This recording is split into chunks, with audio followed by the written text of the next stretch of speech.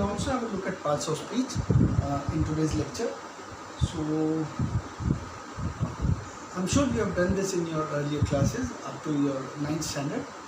हम लोग सिर्फ इसको रिवाइज कर रहे हैं क्योंकि आप लोग को मैंने नोटिस किया बहुत बच्चे लोग गड़बड़ा जाते हैं जब उनको स्पेशली क्वेश्चंस आते हैं, जैसे make 8 words out of noun और ऑफ द वर्ब। तो बच्चे क्योंकि नाउन और वर्ब उनके फंडामेंटल वीक रहते हैं तो गड़बड़ा जाते हैं, नाउन में वर्ब लिखते हैं, वर्ब में एडवर्ब लिख देते हैं। तो देखिए डरना नहीं आपको, पहली बात तो पूरे ईयर में मैं आपकी इंग्लिश बहुत पक्की कर दूँगा।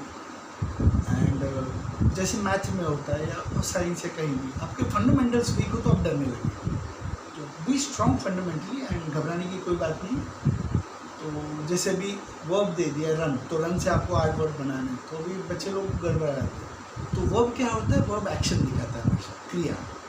तो रन है तो एन से फिर आखिरी लेटर से बनाना है, या हमको समझो 8 वर्ब्स ही बनाना है। तो रन हो गया, फिर एन से कोई एक्शन दिखाना है तो एन से होता है निबल, हम टुकड़े टुकड़े खाते हैं NIBBLE निबल। या तो एन से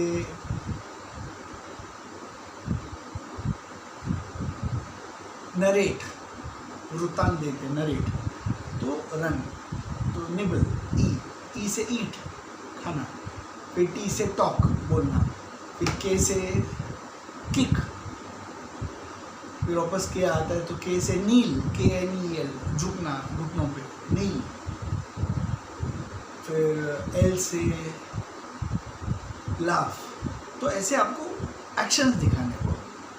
तो मैं जब लास्ट बोर्ड्स के बच्चों को हम लोग ने एक प्रॉब्लम अक्सर और मैंने हम लोग ने ये रखा था कि एग्ज़ाम के पहले टिप्स, तो मैंने उस समय बताया था, आप लोग वो वीडियो भी देख सकते हैं बच्चों को, कि जैसे मैथ में आप लोग रफ वर्क करते हैं वैसे इंग्लिश में भी, हिंदी मराठी में भी आप लोग एक या 2 सप्लीमेंट्स छोड़ दीजिए लास्ट में और वहाँ रफ वर्क लिख दीजिए। तो कैसे आपने 8 वर्ड्स बनाने, तो आप जब लिख लेंगे और फिर गलती करेंगे, वर्ब की जगह नाउन लिख दिया तो काटा छाटी करेंगे, उससे आपके इंप्रेशन खराब होगा। So what I would suggest is पीछे सप्लीमेंट में आप 8 वर्ड्स लिख दीजिए, चेक करिए, टेक योर टाइम।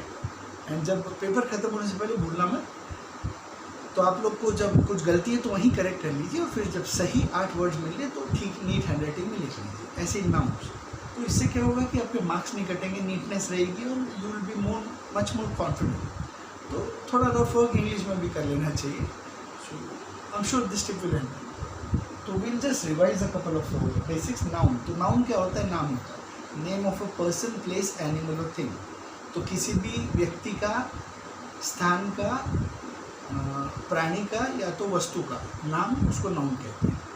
तो यहाँ तक तो ठीक है। फिर बच्चे आगे नाउन की जो टाइप्स उसमें गड़बड़ जाते हैं। तो नाउन्स के कुछ प्रकार होते हैं, जैसे common noun, all nouns are common nouns. उसके बाद प्रॉपर नाउन, विशिष्ट नाम, तो जैसे आपका खुद का नाम, आपके मित्रों का नाम, परिवार के लोगों का नाम, name, your friends name, your families name, names of places, countries, India, America, United kingdom, Spain, days of the week, Sunday, Monday, Tuesday, Wednesday, months of the year, January, February, March.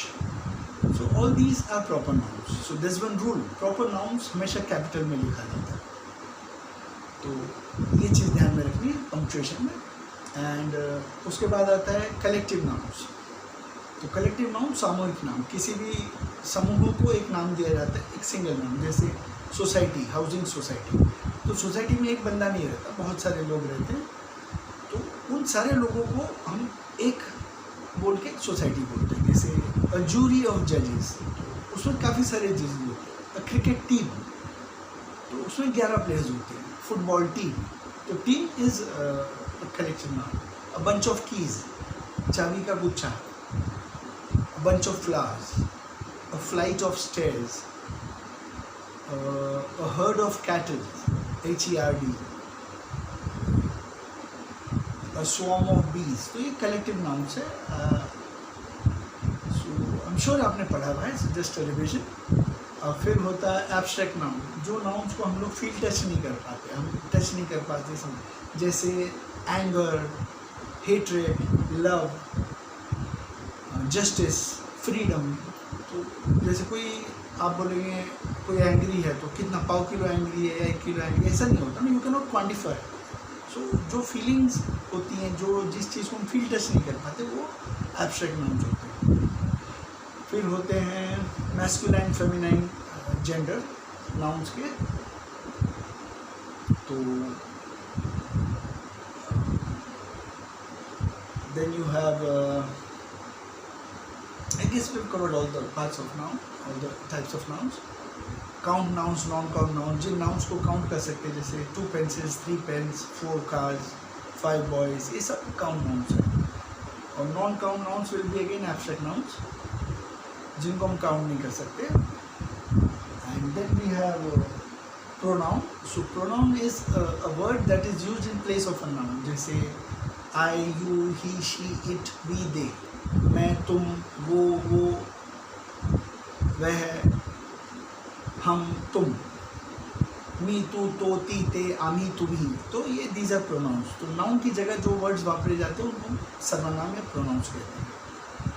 इसमें फिर types of pronouns होते हैं। So personal pronoun होते हैं, reflexive pronoun होते हैं, फिर interrogative प्रश्नात्मक pronounce होते हैं, whom, where, whose, what, demonstrative जो दर्शाते हैं, these, those।